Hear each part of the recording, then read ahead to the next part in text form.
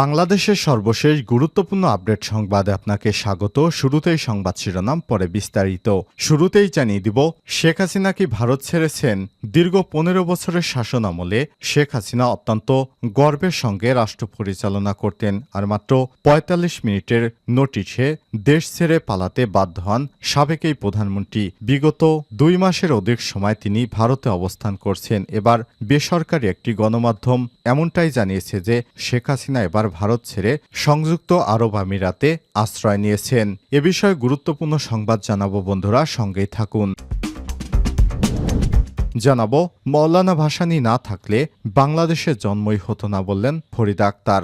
মৎস্য প্রাণী সম্পদ মন্ত্রণালয়ের উপদেষ্টা ফরিদা আক্তার বলেছেন, মাওলানা আব্দুল হামিদ খান ভাসানী টাঙ্গাইলকে সারা বিশ্বের কাছে পরিচিত করেছেন। মাওলানা ভাসানীর মতো নেতা টাঙ্গাইলে আছেন, এটাই আমাদের গর্ব। তার ইতিহাস পাঠ্যপুস্তকে অন্তর্ভুক্ত করতে হবে।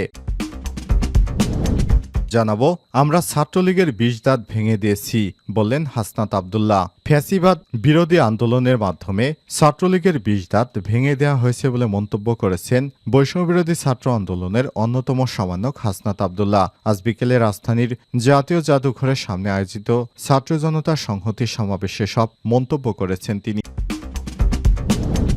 এদিকে গণহত্যার সঙ্গে জড়িত কাউকেই ছাড় দেয়া হবে না বললেন আব্দুল হালিম। গণহত্যার সাথে জড়িত কাউকেই ছাড় দেয়া যাবে না বলে জানিয়েছেন বাংলাদেশ জামাত ইসলামের সহকারী সেক্রেটারি জেনারেল মাওলানা আব্দুল হালিম। এবারে জানাবো, আবু সাইদকে সন্ত্রাসী বলা সেই ম্যাজিস্ট্রেটকে গ্রেপ্তারের আলটিমেটাম। বৈষম্যবিরোধী ছাত্র আন্দোলনে পুলিশের গুলিতে নিহত হওয়া বেগম রোকেয়া বিশ্ববিদ্যালয় বেরোবি শিক্ষার্থী আবু সাইদকে সন্ত্রাসী বলা লালমনিরহাট জেলা প্রশাসকের নির্বাহী ম্যাজিস্ট্রেট তাপসী তাবাসসুম উর্মির স্থায়ী বহিষ্কার ও তাকে গ্রেপ্তারের ২৪ ঘণ্টার আলটিমেটাম দিয়েছে বিশ্ববিদ্যালয়ের শিক্ষার্থীরা। দাবি না মানলে তারা রংপুর ব্লকেট ও লং মার্চ 2 বিভাগীয় কমিশনার অফিস কর্মসূচি দেওয়ার হুঁশিয়ারি দিয়েছেন। এবং সর্বশেষ জানিয়ে দিব, দ্রব্যমূল্য নিয়ন্ত্রণে বিশেষ টাস্কফোর্স গঠন করা হয়েছে। নিত্য প্রয়োজনীয় জিনিসপত্রের দাম নিয়ন্ত্রণ করতে বিশেষ টাস্কফোর্স গঠন করেছে সরকার। বাজার পরিস্থিতি এবং সরবরাহ চেইন তদারক ও পর্যালোচনার জন্য জেলা পর্যায়ে এই বিশেষ টাস্কফোর্স গঠন করা হয়েছে।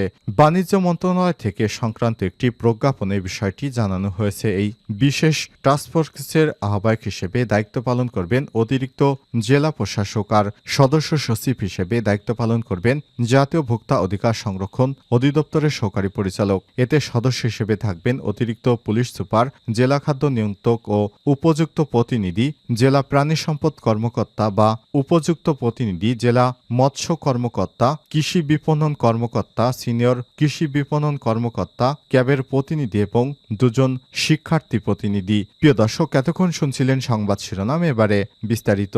তবে তার আগে বন্ধুরা অনুরোধ থাকবে সংবাদটিতে একটি লাইক দিন। এই চ্যানেলে আপনি নতুন হয়ে থাকলে আমাদের সংবাদটি দেখতে দেখতে চ্যানেলটি সাবস্ক্রাইব করে রাখুন, যাতে করে বন্ধুরা আমাদের পরবর্তী লেটেস্ট আপডেট সংবাদগুলো সবার আগে আপনার কাছে পৌঁছে যায়। আর কমেন্ট করে আপনার মূল্যবান মতামত জানিয়ে দিন বন্ধুরা, আপনি বিশ্বের কোন দেশ থেকে বা বাংলাদেশের কোন স্থান থেকে আমাদের সংবাদটি দেখছেন এবং শুনছেন। গণহত্যার সাথে জড়িত কাউকেই ছাড় দেওয়া যাবে না, আব্দুল হালিম। গণহত্যার সঙ্গে জড়িত কাউকেই ছাড় দেওয়া যাবে না বলে জানিয়েছে বাংলাদেশ জামাত ইসলামের সহকারী সেক্রেটারি জেনারেল মাওলানা আব্দুল হালিম। এ সময় তিনি বলেন, ফ্যাসিস্ট আওয়ামী লীগ সরকার, জামাত ইসলাম ও ইসলামী ছাত্র শিবির সহ বিরোধী মতের নেতাকর্মী, আলেমুলামা, এমনকি ধর্মবর্ণ নির্বিশেষে সকলের উপর সীমাহীন জুলুম নির্যাতন করেছে। তারা বিগত ১৫ বছর যাবৎ অবৈধভাবে ক্ষমতা প্রয়োগ করে জাতির উপর অপশাসন, দুঃশাসন, স্টিম রোলার চালিয়েছে। বিরোধী মতের নাগরিকদের কোনো অধিকারই ছিল না তাদের দমন পীড়নে, অথচ তারা সবাইকে সীমাহীন জুলুম নির্যাতন করেছে। তারা বিগত ১৫ বছর যাবৎ অবৈধভাবে ক্ষমতা প্রয়োগ করে জাতির উপর অপশাসন এবং দুঃশাসনের স্টিম রোলার চালিয়েছে। বিরোধী মতের নেতাকর্মীদেরকে তারা নিপীড়ন করে বাংলাদেশের আকাশ বাতাস প্রকম্পিত হয়ে গিয়েছিল। ছাত্র জনতার গণ অভ্যুত্থানে ১,৫০০ হাজারের অধিক মানুষ খুন এবং ৩০,০০০-এর বেশি মানুষকে আহত হওয়া আওয়ামী ফ্যাসিবাদের জ্বলন্ত উদাহরণ। এমন কোনো মানবতা বিরোধী অপরাধ নেই যে তারা করেনি। তাদেরকে অবশ্যই আইনের মুখোমুখি হতে হবে এবং শাস্তি পেতে হবে।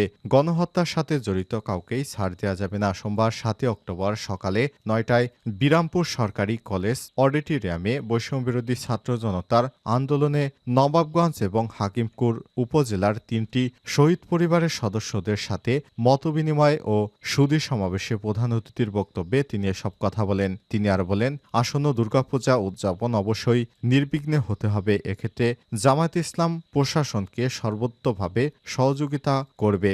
ধর্মীয় উৎসব পালন করা সকল নাগরিকের ধর্মীয় এবং সাংবিধানিক অধিকার। দলমত ধর্ম নির্বিশেষে এসব কিছু বিবেচনা না করে যোগ্যতা, সততা এবং নৈতিকতার ভিত্তিতে সকলের অধিকার নিশ্চিত করতে হবে। চাকরিসহ কোনো ক্ষেত্রেই বৈষম্য থাকা উচিত নয়। ন্যায্যতাই হবে মাপকাঠি। ন্যায় এবং ইনসাফ ভিত্তিক সমাজ প্রতিষ্ঠায় তিনি উপস্থিত সুধীজনের প্রতি উদাত্ত আহ্বান জানান। শেখ হাসিনা কি ভারত ছেড়েছেন? দীর্ঘ ১৫ বছরের শাসনামলে মাত্র ৪৫ মিনিটের নোটিশে দেশ ছাড়তে বাধ্য হন সাবেক প্রধানমন্ত্রী শেখ হাসিনা। গত ৫ই আগস্টের ঐতিহাসিক গণঅভ্যুত্থানের পর থেকে এতদিন ভারতে অবস্থান করছিলেন তিনি। ইতিমধ্যে অন্তর্বর্তীকালীন সরকার তার কূটনৈতিক পাসপোর্ট বাতিল করে দেয়। ভারতে থাকার বিষয়টি নিয়েও জটিলতা দেখা দিয়েছে। এরপর গুঞ্জন ছড়িয়ে পড়েছে ভারত থেকে তিনি অন্য কোনো দেশে পাড়ি জমাতে পারেন। তবে ইউরোপ নাকি মধ্যপ্রাচ্যের কোন দেশে যাবেন সে বিষয়ে কোনো তথ্য পাওয়া যাচ্ছিল না। এ নিয়ে ভারত সরকারও স্পষ্ট করে কিছুই জানায়নি। অবশেষে খবর বেরিয়েছে তিনি ভারত ছেড়ে কোনো দেশে পাড়ি জমিয়েছেন। বাংলাদেশের একটি বেসরকারি স্যাটেলাইট চ্যানেল অনলাইন পোর্টাল এ নিয়ে একটি সংবাদ প্রকাশ করেছে। সেখানে দাবি করা হয় শেখ হাসিনা ভারত থেকে মধ্যপ্রাচ্যের দেশ সংযুক্ত আরব আমিরাতে গেছেন। ওই প্রতিবেদনে উল্লেখ করা হয় দেশটির আজমান শহরে তিনি আশ্রয় নিয়েছেন বলে ধারণা করা হচ্ছে। প্রতিবেদনে বলা হয়েছে আরব আমিরাতের আজমান শহরে শামীম ওসমানের নিজের একটি বাড়ি আছে শোনা গেছে। সেখানে তিনি উঠেছেন বলে ধারণা করা হচ্ছে।